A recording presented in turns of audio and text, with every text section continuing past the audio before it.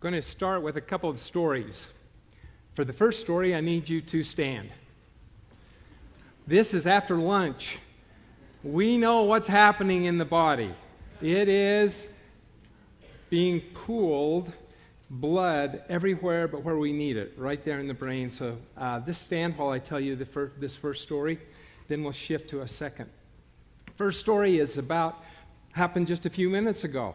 I'm sitting at my table having lunch, enjoying myself, and the gentleman at the table says, "Can I have your autograph?" I'm going, "Whoa, how flattering." I pull out my pen, sign my name, thinking, he must know I'm a keynote speaker. I handed it back to him. He looked at my name and said, "You mean you aren't Robert Schuller?" And I'm thinking, I'm embarrassed because I don't even know who Robert Schuller is. So, if you want to stand for one more story, it's a short one, you can. If you want to sit, you can do that. Second story. This is a story of a man. It's a story of a journey, and it's a story of discovery. The man is a man named Abu.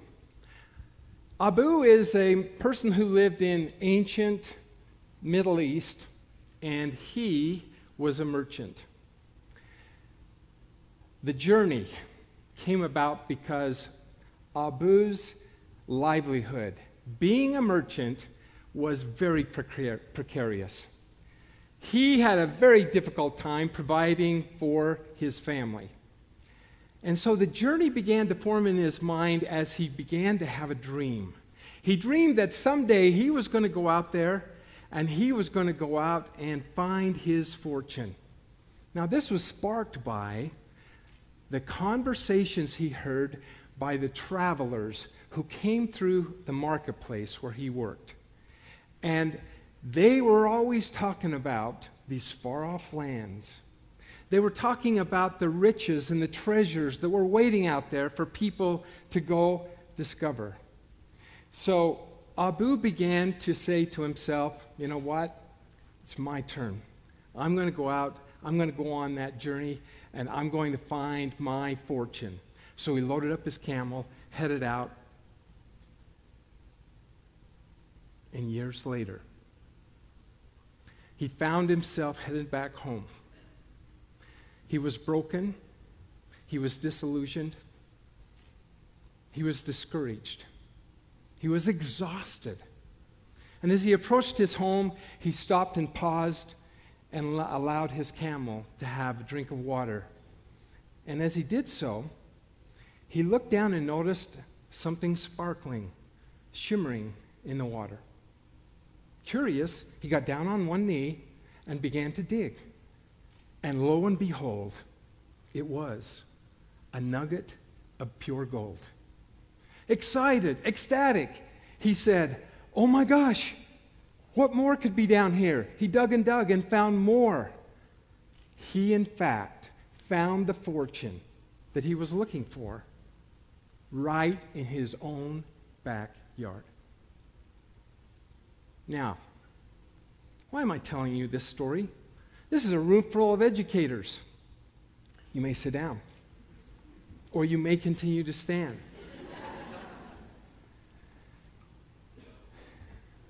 Who's Abu? And what's the journey? And what's the discovery? The answer is, I'm Abu.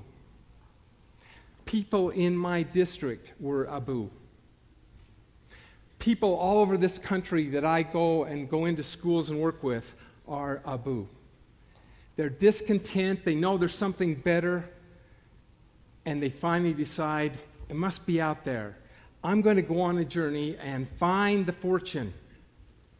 That is Abu. The journey is, I don't know about you, but in our district, we had a thing called innovation-itis. Yeah.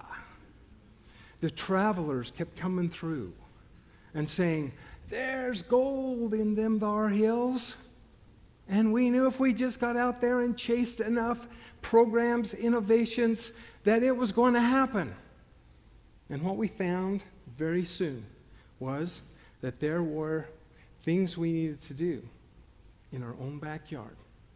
And that's what I want to talk to you about today. I want to talk to you today about, can you believe it? You've been hearing it all morning long. And we didn't collaborate, but I'm telling you, every time I heard the speakers this morning, I'm going, yeah, right on. Learning. In fact, I want you to humor me and keep you active and engaged, because every once in a while, during the next 15 minutes, you're going to see my hand go up here like this. And when it goes up to my ear, that's my cue to you to all join in and say the word not bad, considering it's after lunch. But let's try one more time, because it's going to take more energy than that to get you through the next 15 minutes. We are going to be talking about how to engage kids, our learners, in authentic, powerful. You're almost, let's try one more. That's it. The kind of learning that has kids say, I love school more this year than I've ever loved it. That's the kind of learning. We're going to talk about the kind of learning where teachers say, this is why I got into education in the first place. Because of the kind of I see going on with my learners. Very good. I forgot to tell you. Sometimes you have to change the form. And some of you are more awake than the rest.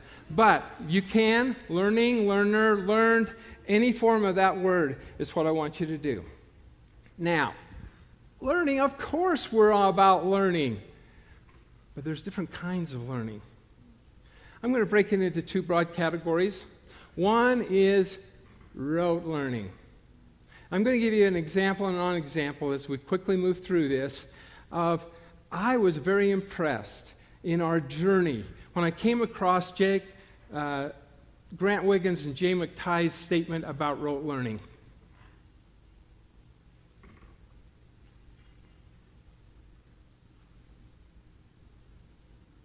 And I said, when I read that, it sent shudders through me as I thought, that's my classroom. That's the problem. So we're going to look at some examples, non-examples of different kinds of learning. The first one on this rote learning, maybe you will recognize some of it. It's a learning activity in the classroom. Yes, we're studying vocabulary. Yes, we're going to learn a new word. And the question could be asked, so what's the learning target? Well, what if my response is, well, my learning target is the students are going to be studying new vocabulary. What kind of experiences will follow that target? Very quickly, see if you relate to this. Open up your dictionaries, glossaries. Please copy down the word, the sound spelling, the part of speech, and yes, all of the definitions. And then I want you to use it in a... Very good, and that wasn't even what I cued you on. Now, does that fit the definition of rote learning?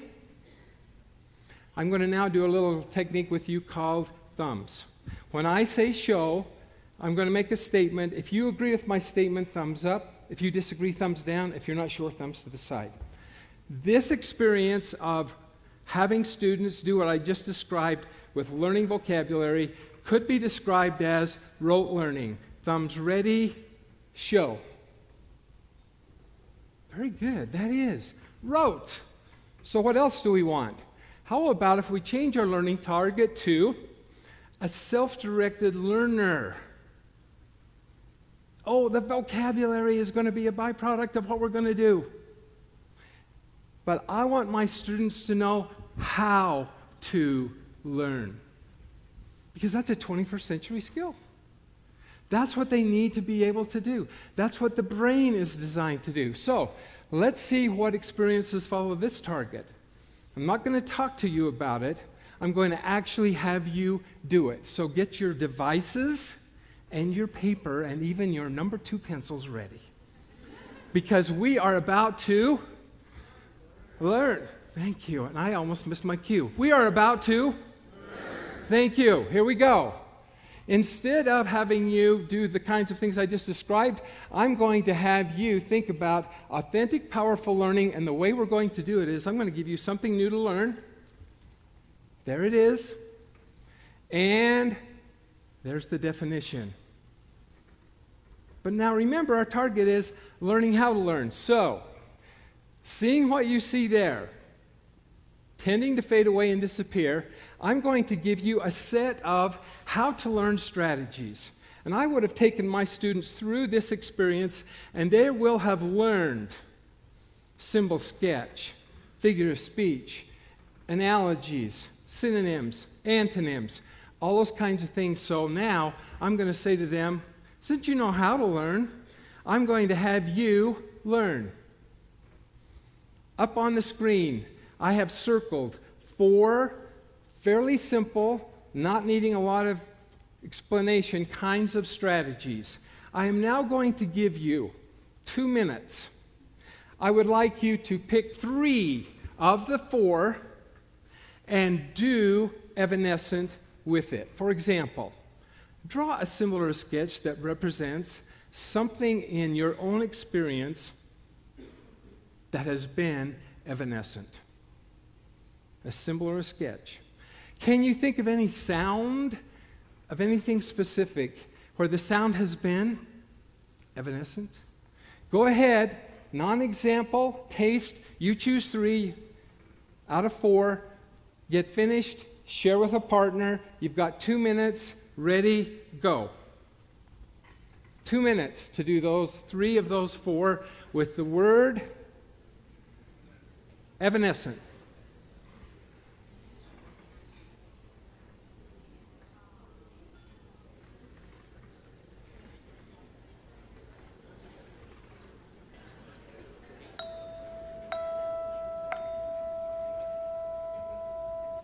I forgot to tell you that was the signal to wrap up your discussion. Okay? So, here's my experience because of our time frame. I'm just going to shrink this right down. I know that if I walk around, I would see almost as many different answers to symbol and sketch, to sound association and taste association and non-example as there are people in here. So who would have the right answer? Everyone who can say, here's why I drew that. I drew $ because my money is very evanescent. I would have some people like me saying, my hair. There are other people who say, non-example, they would say, politicians. Whatever we give the students to learn, and then we give them how to learn strategies, then we back up, we get some very powerful insights. I'm going to share with you in a few moments some video of people or teachers who are using these kinds of strategies in their classroom. And it's not just they taught them how, but they're up on a poster in front of the kids so they have choice. How does this make sense to you? You take this and you show me how you are learning this. And so, for example, another thing we could do, here's an example of analogy. Evanescence to a sunset as memory is to old age. So by doing this, the students get into higher level thinking. That, ladies and gentlemen, is the kind of authentic, powerful learning we're talking about, where kids are identifying the kind of learning that they are doing. So, some other things we could do. I'm just going to go forward because of time, but here are some of the things you start seeing in this learning strategy. And here are some of the things that students recognize as going on, because that becomes the focus, not the curriculum. Guess what? The students are learning the curriculum better than they've ever learned it before, because I changed our focus to processing, skills, and how to learn. So, there's some other things we could do. We want to give our students not fish to eat, but teach them how to fish, as you know. And when we do that, they learn for a lifetime. Another strategy would be, if I were to say 30 divided by 2, and the answer is? Very good. And I can tell I need to finish because I just used a cue. It didn't use the word learning. The answer is 15. What are 3 division problems with that answer? Is that different than saying 30 divided by 2? Now we're giving students with strategies ways for them to show what they're learning. So, authentic, powerful learning, that's what I want you to come away with. And rote learning, we've just contrasted the two. I am going to have, right now, have a little clip played of some schools where we went in and in the School Improvement Network, we put together what is called a learning framework. And it's all about, if this doesn't get students learning in those authentic, powerful ways, then stop it. We got real learning. There's plenty of that. If I could have, this is while I pull this up. We pulled these teachers together. They'd had about 8 months of working with us in the learning framework, and this was totally authentic.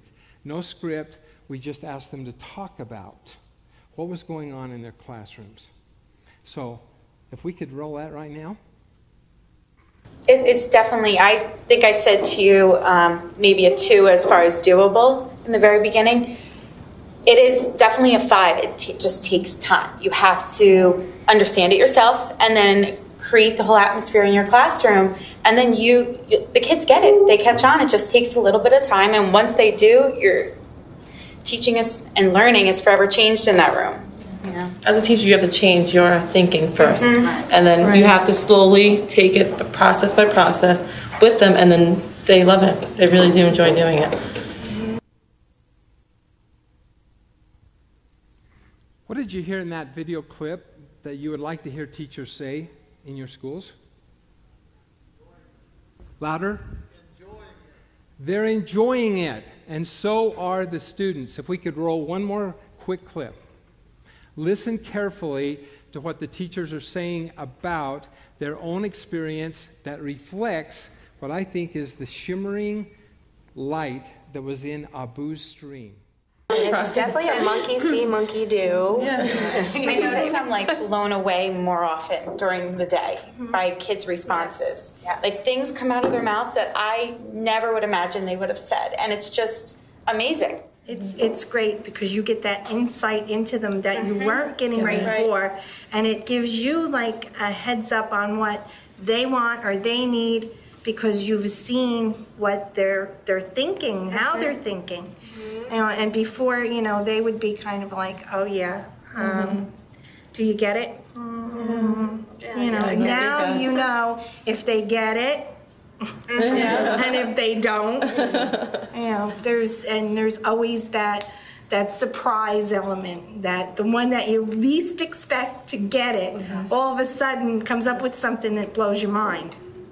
My aha moment with the framework, the learning framework, was like, wow, this can really work for bilingual classroom. Because me being a bilingual teacher for all my teaching career, a lot of programs are not, I'm apprehensive about them because they might not work for bilingual classroom. Right. And this really, I see a lot of the strategies and the things that we're doing here really do work with the bilingual classroom. It's something that the kids really can get a great amount of learning from. So that was my aha moment. There are a couple more clips we'll show in our breakout session. Dr. Kim Honick and I are going to be presenting. I've been working with their school for this past year, and the issue is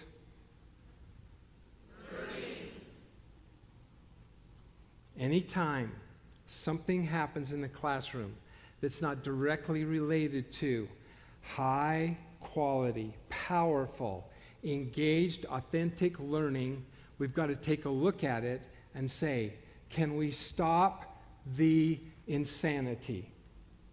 After 35 years in education, I am appalled that we are still walking into classrooms, and I seldom see teachers focused on process skills, like the one I showed you. Those kinds of posters are up where kids are identifying the kind of thinking they're doing, where students are identifying the kind of learning strategy because they know what it's about is how to learn, what they're using their brain for to learn, and as a result, they learn the curriculum content better than they've ever learned it before. 2-for-1 learning. So, if you'd like to see some more clip, we're going to be in the Alpine West room, and we're going to talk about that school's journey through a focus on learning. And my hope is that as educators, everything we do, as we journey these far lands and look at all these innovations and all these things, the place to begin is to look at in your classrooms. Are students in higher levels of thinking 60 to 80% of the time? Are they making the connections, or are they being spoon-fed the curriculum in such a way that it turns them off? Because what we know is kids want to be challenged, engaged, and doing the kinds of triggers that you saw up on that chart so that they know how to learn. As you go forward, make sure that everything that's going on in your school is focused on learning. Thank you very much.